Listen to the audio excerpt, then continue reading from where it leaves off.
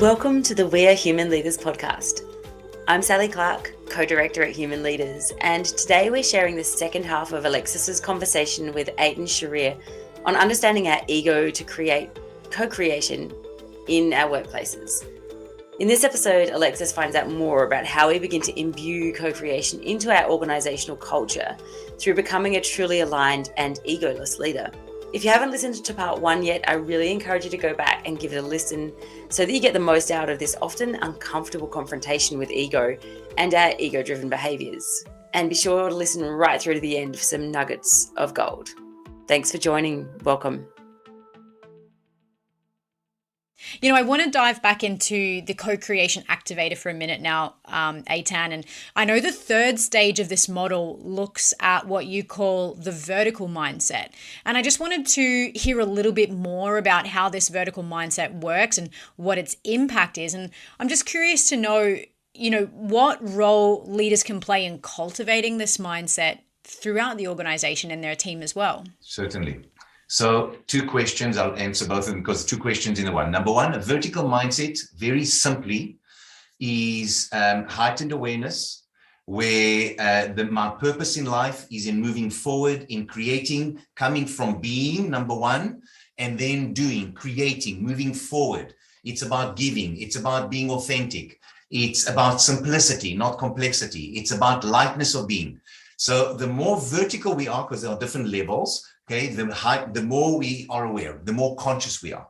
Okay, so if you think about like a Buddha nature, okay, or a Christ nature, or whatever one wants to call it, that is the ultimate of awareness, right? It's an awareness, enlightenment. Okay, again, we don't want to go too much into this, but it's a full awareness. So a vertical mindset is the ability for us, the rest of the team, to see, to be able to be aware enough to see the ego, to see the obstacles, and to be able to embrace them and move forward and not allow them to become the obstacles in our life. How leaders can cultivate that is step number 1, by being role models of what being vertical actually is, especially when things are challenging.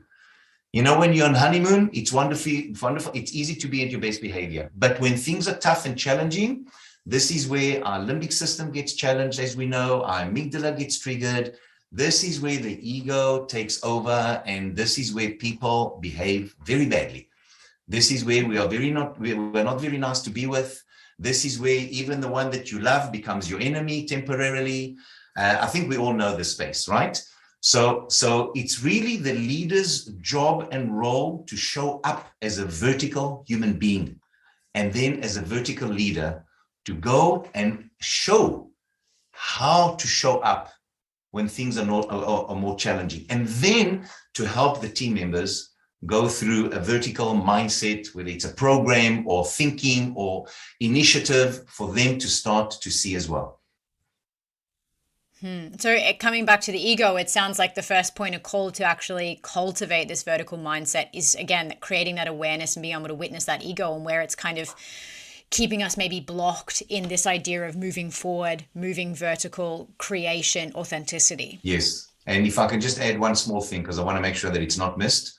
The biggest antidote to the ego is you coming up with the most vertical purpose for your life possible. Where your purpose, your life purpose, is about being, freedom, joy, love, peace, fulfillment, and about creating and co-creating with others something better, creating a better world, just, for simplicity of language. With that, when you are doing everything every day to live your purpose, and it's a vertical purpose, the ego has no room to live in you. So that is the most important thing as far as I'm concerned. Coming up with what your purpose is in life, something that is beyond ego, and then doing everything, dedicating your life to living your purpose every day. That's powerful. And it sounds to me, though, that almost by being those things in the moment every day, the future kind of takes care of itself. We're not necessarily pre-planning every moment of that future. By being the freedom, the egoless, the joy, being that human being in the moment, we are almost pulled forward into a future where that resembles that purpose, right? Beautiful. Absolutely. Well said. I'm doing everything every day to live my purpose. I have goals, I have dreams, I have aspirations, because our mind, prefrontal cortex, needs to know what to focus on in order to create. So we need that. We're not forgetting about it, but we are not attached to it. And what happens is every moment as life shows up, we embrace what shows up. I'm not making up life. Life is.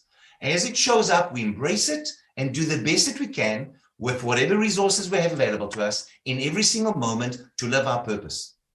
And that's it. That's it. Sorry, it's so simple, but that's it. That's life. Yeah, we do oversimplify things. And now I want to bring this back to an organizational culture context for leaders. So when we're trying to imbue this mindset of co-creation into an organizational culture, what are perhaps some of the skills or the processes that we need to be using on an ongoing basis to sustain this sort of thing and really embed this vertical mindset into the culture of how we work? So I can just talk from my experience and what I've done with different clients.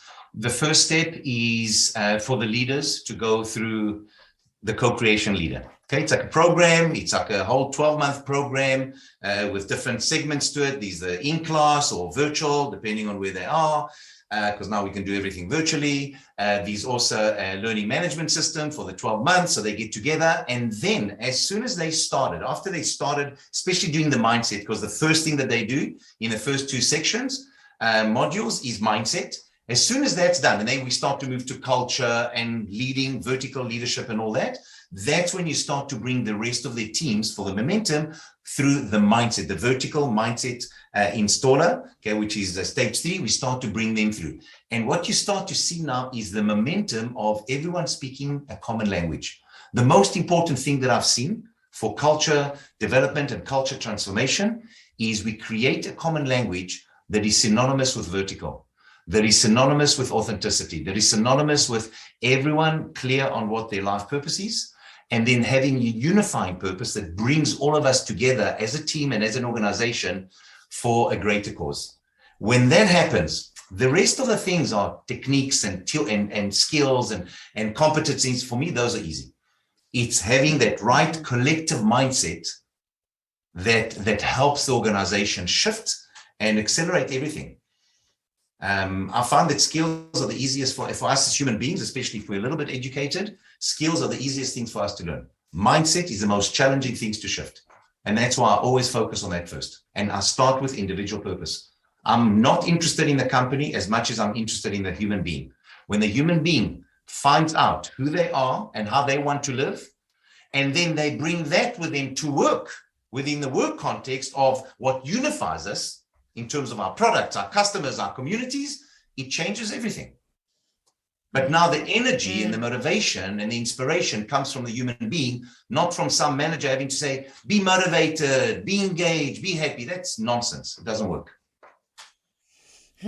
So I'm hearing two kind of core things come out of this, and I'm loving this because the first one really aligns with what we talk about at Human Leadership as well. And that is that we have to start with ourselves. One of the core pieces of our framework at Human Leaders is you have to self-lead first before you can lead others. Does it sound like that's exactly the way you're trying to imbue this as well? You've got to be the change before you can lead the change. Absolutely. So in the 2-day mindset program that I run, day number 1 is know yourself. Day number 2 is lead yourself.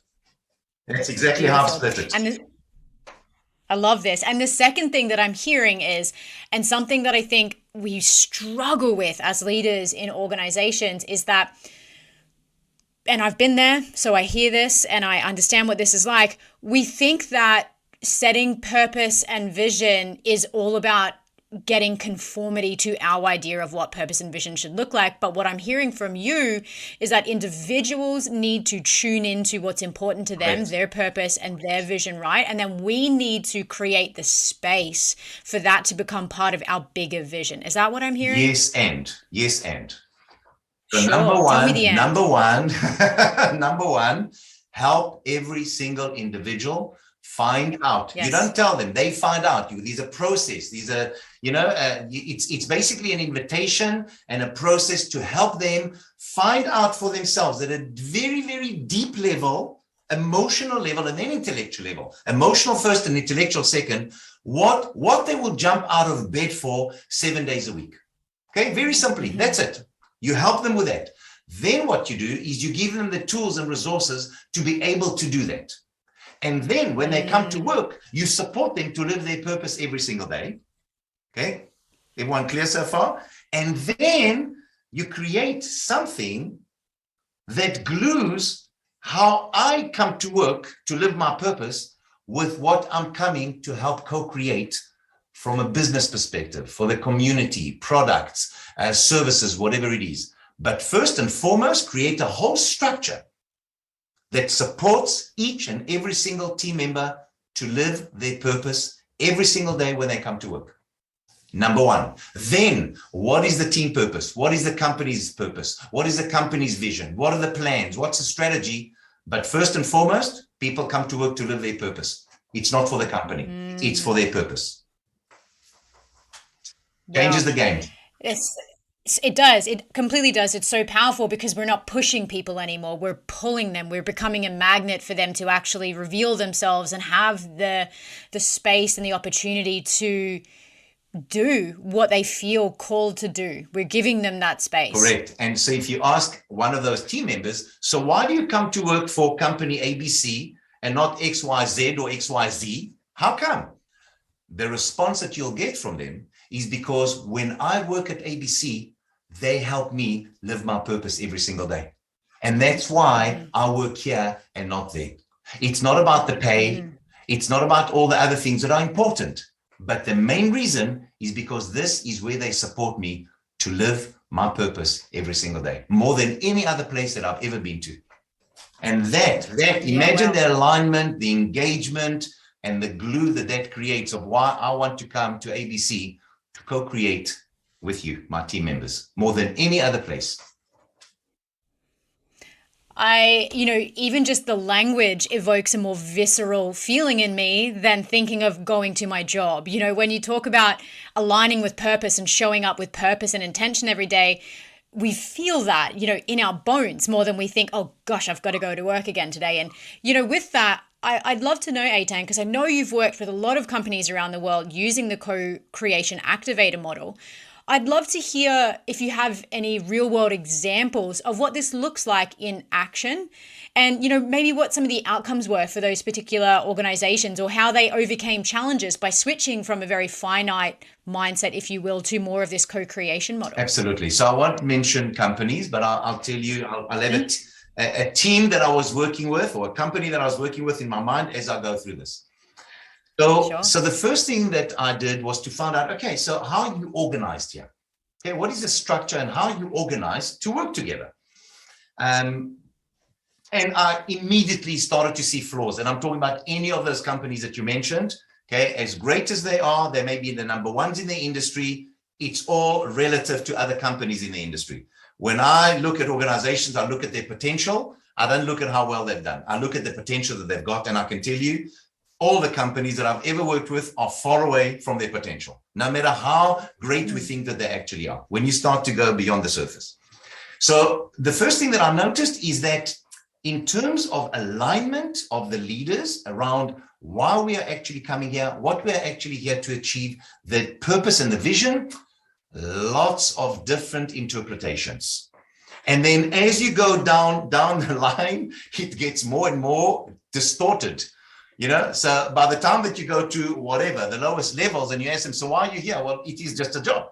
I come here from whatever, 8 to 4 or 8 to 5 or whatever it is to do my job, get paid every 2 weeks. And that's it. I mean, where's the energy here? Where's the life here? There isn't. You see, and that's why it's so easy to leave this company and go to another company because they're paying me, 10% more, whatever it is, because there's no difference. So the first part that I worked with this organization is on what I call the co-creation mission. 2 parts to it. Number one, make sure that all the leaders are 100% aligned on what I call the master plan. There's a master plan, and the leaders create it and co-create it. There's a master plan on what we are here to achieve, how we're going to do it as a leadership team, and then we start with what I call tier excellence plans. And then we go and cascade that master plan to every single member of the organization, even if there are 20,000 or 100,000 people in the organization, to that extent, where every single member of the team has a piece of that master plan, and they can see how that's related. Okay, so that's number one. Second stage is what I call the co-creation leader, which I briefly mentioned earlier on. It's the mindset for the leaders, it's the culture, the ideal culture, current culture, the gap, and then how do we lead co-creation. So that's what I then did with them. Once we had the co-creation mission, we then went, all the leaders, we're talking about hundreds of leaders, went through the co-creation leader. Okay, then we brought in the rest of their team, and that is for the vertical mindset installer. So the rest of the team went through a 2-day program, the vertical mindset program, and that is all about cultivating the right mindset. Then everyone goes through the stage 4, and that is another 2 days of the co-creation culture activator. Basically, that is learning. This is skills now, because they've got the vertical mindset, more so. And now it's about how do we practice co-creation? These are practice, and that's a practical thing. How do we come together? What are the rules of engagement for the meeting? What's the structure for the meeting? How do we know that we are co-creating? How do we know that we are not? Okay. And then stage 5, which is the Supermind Accelerator, is when a team has got a specific project, or even a whole company, and they need to turbo boost co-creation because of time constraints, because of the innovation, they really want to think big. That's when we go through stage 5. So this is what I've gone through with different clients of mine, and the results have been amazing, because that in itself has shifted and transformed their culture. It created a different language. People are coming together in different ways. I even teach them how to do a special type of meditation just before the co-creation meetings. They start every meeting this way. It's very inspiring for me to see what organizations have been doing with it and what have done with it, and the success that they're achieving. So for me, that's the greatest reward is when my clients are successful. So that's... Yeah, I bet. And, what was interesting for me listening to you speak about that, and the mistakes that I've made in leadership, and the mistakes that I see other companies making around these sorts of issues as well, when they're trying to overcome, a lot of them call things like this, we want to create a high performing team. We want to create a team that's very innovative and these sorts of things. But what I so often see is organizations identifying a problem and then focusing on the skill set that needs to be up-leveled to fix that problem. Correct. And it sounds like they're missing steps 1, 2, and 3, right? Is that kind of what you see happening? Yes, I think most organizations focus on becoming, and most cultures that I've seen are problem-solving oriented cultures instead of vision-creating oriented cultures. It's a very huge distinction. When you are a problem-solving oriented culture, okay, the context for you coming to work is to solve problems. Now, solving problems has got nothing to do with creating a vision, moving things forward. It's about solving problems. And understand we need to solve problems. But problem solving needs to be in relation to, we are all coming to work to co-create the vision. Things get in the way, which we call problems or obstacles. We're going to send a task team to go and deal with those, but the rest of us are going to focus on co-creating the vision. And there's a very different culture here, a very different focus of energy between those two. Yeah. And what's interesting, even when we look at the term problem, to me, that signifies something that's already happened in the past. If we know about the problem, we already know that this is a thing. So it's more like retrospectively fixing rather than looking to the future, right? Absolutely. And spending most of your energy on problem solving. Now, what do you think happens to a culture like that when there are no problems? They start creating them because they see their value in solving problems. So no problems, let's create some. Okay, Alexa, I don't like your hair today. I don't like this today. I don't like the way that you treated me yesterday. And okay, now we got problems. Let's deal with that. Let's bring extra consultants to deal with our problems and issues and dysfunctions. What a waste of life. Right. And to me, it kind of sounds like a dog chasing its tail in a way. We're only ever going in that circle of chasing the issue that's already there, or as you said, may or may not be there. And we're creating that problem because we're not being future focused. And again, there's obviously that underlying ego there, right? Yes. Of, what's in this for me? Correct. So And the worst part of it that's, is everything is so slow and so mm, frustrating. And imagine that most people spend at least 60% of their waking hours at work. What a waste of life. So I yeah. don't subscribe to that, clearly. Okay. Not what I'm putting my hand up for. I've been there and I've worked in organizations like that. I've also will raise my hand here and say that I've been a leader that has been trained and more comfortable with, I think, putting fires out and fixing problems than looking to the future, because there's a few things about the future that are scary, and that is uncertainty, uncomfortability, and frankly, the ego. Again, it comes back to this idea that, well, if I don't know what might happen, then, how do I release the need to control what I don't yet know we might be capable of? So it's so uncomfortable at a human level. Of course. And that's the ego, needs to control everything, needs to be certain about everything. Welcome to life. Tell me one thing that you can control. Nothing. Nothing. Oh, I can control my emotions. Really? Okay, come here. Let me press a few buttons. We'll see if you can control your emotions. Oh, I can control my body. Really? You're controlling your body going downhill? Forget about it. You may be slowing it down. You're not controlling it. So this whole delusion of I'm in control of my life is garbage. So instead of trying to control anything, how about just being here, doing the best that you can with whatever resources are available to you, doing everything to live your purpose. And of course, there are going to be some setbacks and disappointments. Welcome to life. That's it. Enjoy the ride as much as you can. Yeah. Wow. What a tough mandate. I'm hearing you. And I'm also thinking to myself, yeah, that is difficult.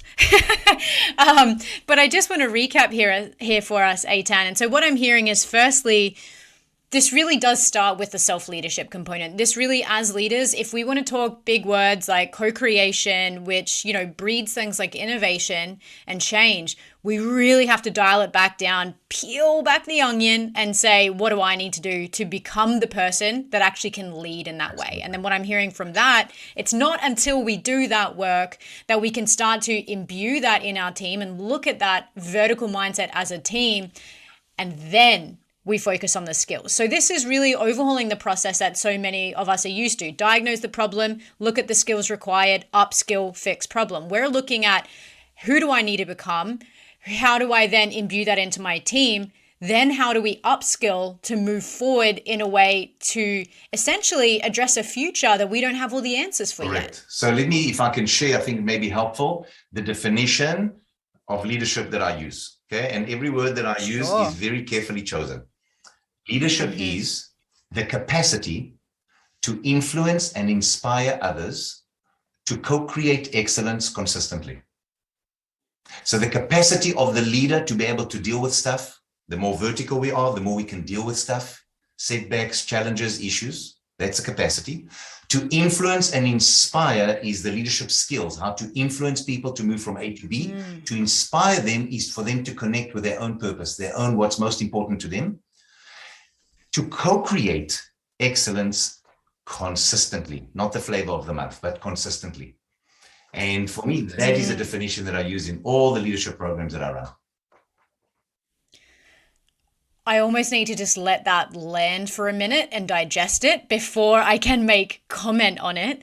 So, wow, there's so many things that I think we can keep unpacking there, but the capacity, again, it comes back to this idea that we have to be this person. We actually have to embody this person before we have the capacity to inspire and influence others to be the same. And coming to the last part of that definition you've used, to co-create consistently. Yeah, so co-creation is not a goal. It's not a one-off. No. We don't co-create to finish a project.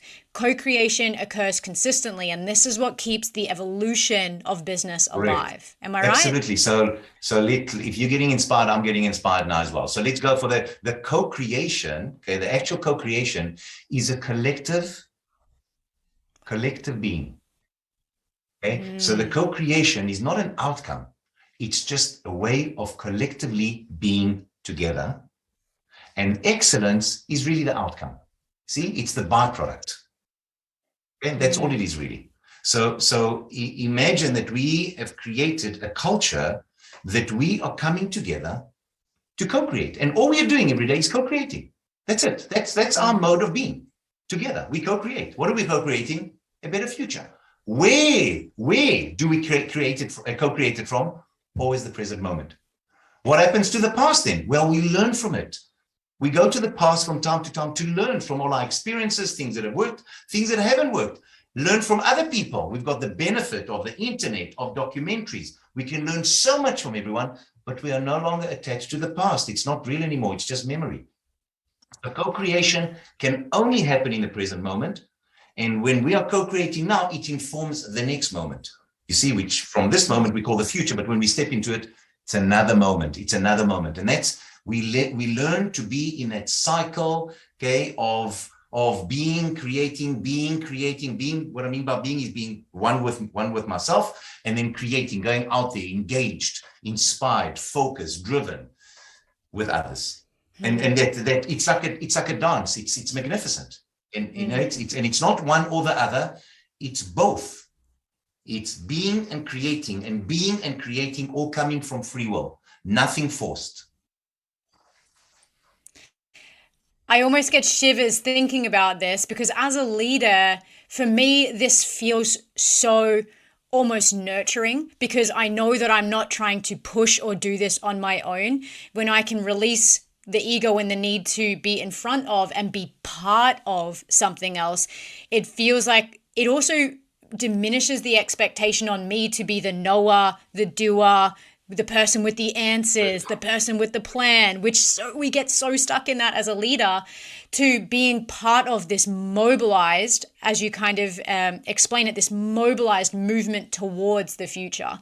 And it gives me shivers, because I know what it's like to be a leader and to feel alone, to feel isolated, to feel like there's me and there's the team. And, you know, we try and create teamwork and all of these beautiful words, but this gives us the space to energetically fall in line with everyone else and move as a collective. Absolutely. Which I think is just, you feel the power from that statement. The co-creation vertical leader invites their team to come on the journey with them, and they figure it out together.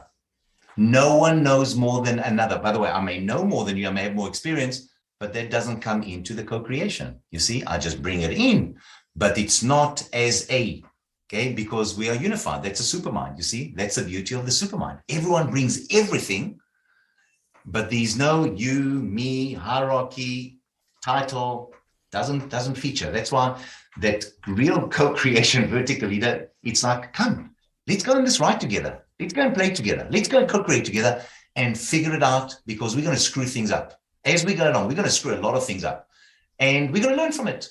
And welcome to life. And that's it. It's by invitation only. So powerful. Now, I want to wrap this up for us, Eitan. And before I leave our audience here, I just want to know, what's the one thing, if all of these concepts are so new to you in leadership, or perhaps you're looking at becoming a leader in the future, what's just the one nugget of advice, the one place where we can start embodying this leader that's capable of co-creation and excellence and all of these incredible things you talk about? So there's so many things, but I'll tell you the one thing, if I could advise anyone. Start the quest for self-realization. And self-realization is not self-development. Self-realization is get connected to who you really are. And that will then help lead the way and open the pathway for you then accessing the right resources and the right skills and the right tools, how to connect with people. But when you can get closer and closer to the core essence of who you are as a human being, beyond form, beyond body, beyond feelings, beyond thoughts. I mean, we have all these things, but without the identification, that liberates you to start seeing life with more clarity, to connecting with more clarity, to be inspired. That is my biggest advice. The rest of the stuff is easy stuff. It's in books, it's in workshops. You don't need me for that. I don't think I can add any value to that beyond many other far greater minds than me that have come up with, how to and all that. So that would be my strongest suggestion. Well, after this session, will need to take a minute to pause and let this land and think about it a little more, because we do so naturally think that to develop oneself again, it might be an interchangeable thing that we quite often confuse with self-realization, and it's not. This isn't about more training. This isn't about more knowledge. This is about the journey inward to understand who you are at the core of your being and bringing that forth, isn't it? Wonderful. Absolutely. These are a saying that I once read many years ago that really stuck with me. If you don't go within, you go without. And basically that's my suggestion. Okay. Go inside. Okay. Stop believing that everything's on the outside. You have to fix it on the outside. Go inside and things will get clearer. And that will make life much easier to lead others with confidence. Will come from you, from who you are, not from some new management technique that you learned in some workshop that everyone can see. Incredible. Incredible. Eitan, thank you so much for joining us at Human Leaders today to impart your incredible knowledge, your experiences, giving us this new way of looking at ourselves as leaders, the role we play as leaders, and how we can start to create organizations that truly are able to cultivate big words like co-creation. So thank you so much for joining us here today. We really, really appreciate this session. Thank you. Thanks for the opportunity, and it was lovely to connect. We hope you enjoyed this live session as much as we did. Big conversations around what it means to be a human and a leader. It's what we're all about. Our Human Leaders community hosts live leadership circles and conversations every month, with an expert joining us for a learning session just like this one to help us grow and evolve our leadership. Join us at www.wearehumanleaders.com and be a part of the conversation. See you next time.